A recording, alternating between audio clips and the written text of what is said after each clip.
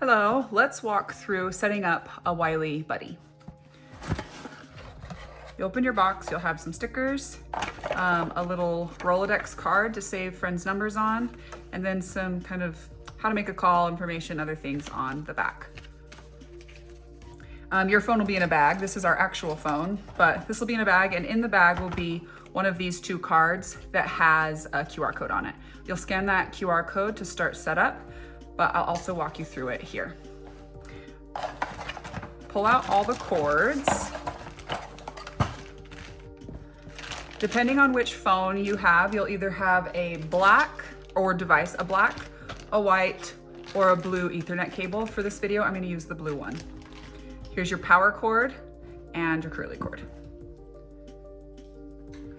All right, the first step on the back of the phone, there's a port here and a port here. We're gonna start with the curly cord. So you plug the curly cord into the one with the tiny phone symbol and make sure you get a secure click. It's not gonna come back out. Now I'll also plug it into the handset, secure click. Okay, then on the back of the phone, you'll see here is an Ethernet symbol.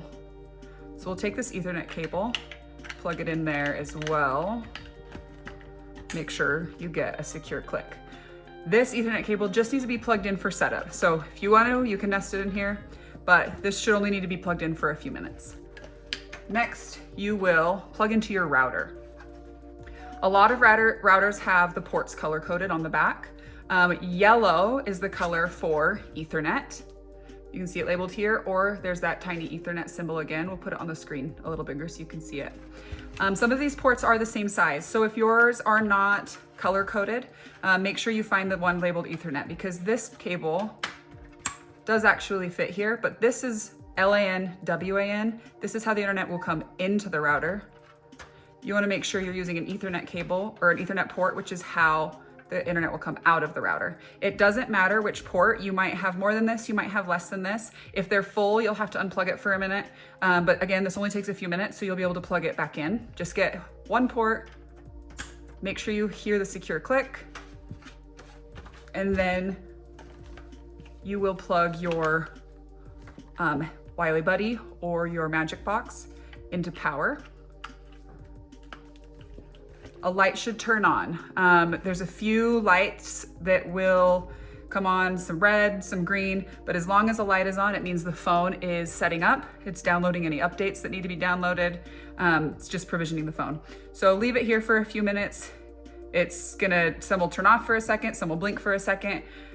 Just wait until all of the lights have turned off, and then you can proceed to the next step. At this point, all of the lights have turned off or stopped blinking, so you can take the handset off and test to make sure it's working. Now would be a great time to place a test phone call and just make sure that everything is working properly. If it is, you can unplug from here and unplug from your router, and then plug anything back into the router that needs to be reattached.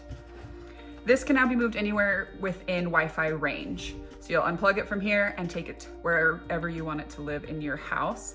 When you get it plugged in, it'll take a few seconds to reboot back up, and then test again. You can hear it is still working over Wi-Fi.